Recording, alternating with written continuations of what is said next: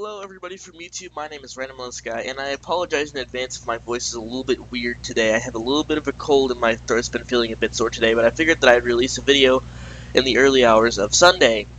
So basically in this video I'm going to be answering a lot of you guys' questions. I uploaded a video a little while ago called Windows 10, my pros and cons, and it's been getting a lot of support, and I really like that, and I really enjoy that from you guys.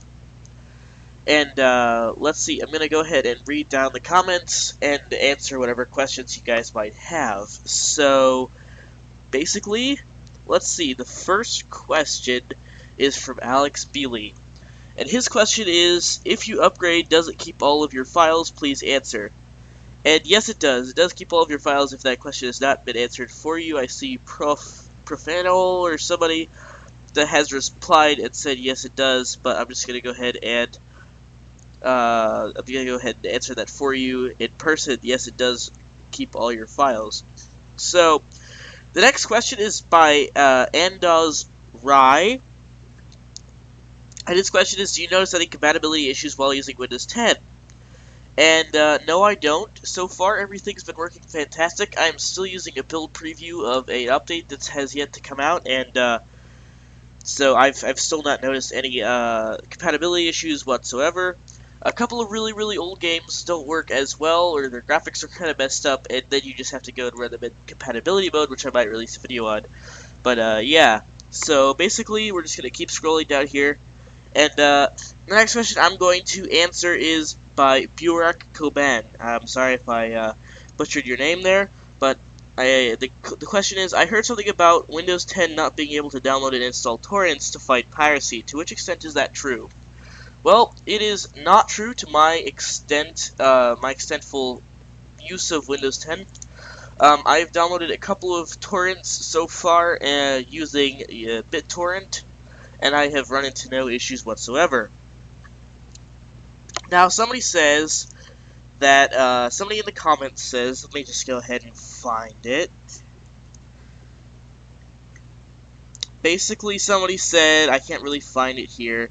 Okay, there it is. Pitofus Brandon, I guess. I don't really understand how to pronounce that name again. Sorry about that. He replied and said, Coben, from what I've heard, you cannot torrent Microsoft programs. And I'm not sure if that's true or not, and I would actually want to give that a shot and post about whether that is a legitimate claim or not. And yeah, so I'd like to. This is something I've never heard of, and I'd like to look into it and see if this is actually true, because this would be a very interesting move on Microsoft's part to try and fight torrenting and the large issue that is illegal online downloading, to which I am part of the crime front, I guess you could say, since I have torrented things on this computer. Alright, now, let's see. Somebody says, how does it feel? Let's see, Vraha Day, or Vraha D. I'm in Spanish class, so I'm used to pronouncing the letter D as day, because that's how you pronounce it in Spanish. How does it feel compared to a fast Linux box? Well, really, previous Windows computers that I have noticed, something like, with Windows 7, something that I have noticed is that, let's go ahead and find this PC. Let's see, where is it? Here we go.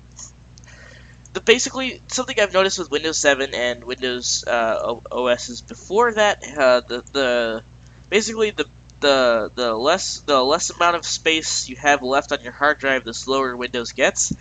Now, as you can see, I have 20.4 gigabytes of free space, and I'm not having any issues in terms of speed. It still runs extremely quickly.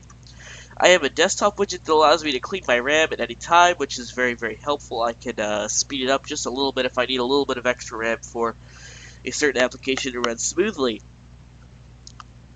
So basically, in terms of choosing between this and Linux, in terms of speed, it's basically just, down to preference and compatibility. So, moving right along, Saya Bright, do we get to uninstall the apps such as Xbox One that we don't need? I believe that there is not currently a way to do so. That's a very interesting question, and from my experience, there has not been a way to do that. What I have done is I have removed them all from my start menu and my taskbar, just by right-clicking and saying remove or unpin from start or unpin from taskbar. You can still find them under this massive list of applications, but since I never go there, all my applications that I use on a regular basis are right here. Basically, I don't really ever have to go and look at those extra apps. So that's definitely a thing that you can do if you want to avoid those apps as much as possible. Uh, let's see, the last two questions.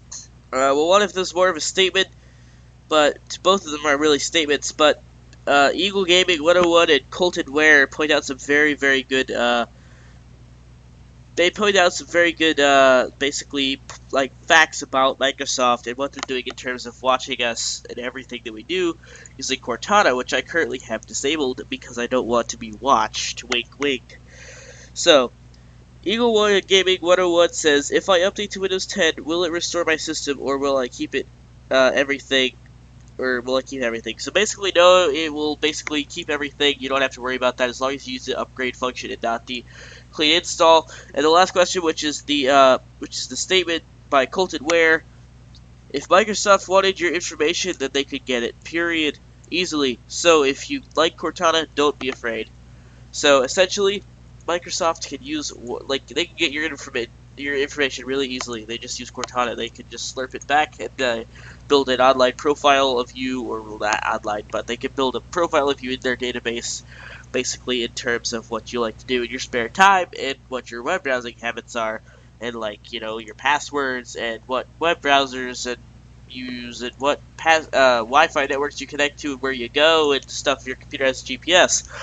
So that out of the way, thank you guys for all the thumbs up. I have 18 thumbs up and 5 dislikes on this video. I'm very, very happy with that, and I have almost 7,000 views on this video. That's insane, and I'm almost to that halfway mark to 100 subscribers. I'm at 47 subscribers now. That is 7 more than I was 2 weeks ago. I'm really happy with how this channel is turning out. Thank you guys for allowing me to be who I am on the internet and on YouTube, and with any luck, we can get to that half of a 100 subscriber mark soon, and I will release a subscriber special on that day that we hit that mark. So anyway, I hope you guys enjoyed this video. My name is Randomlinuxguy, and I am out. Goodbye.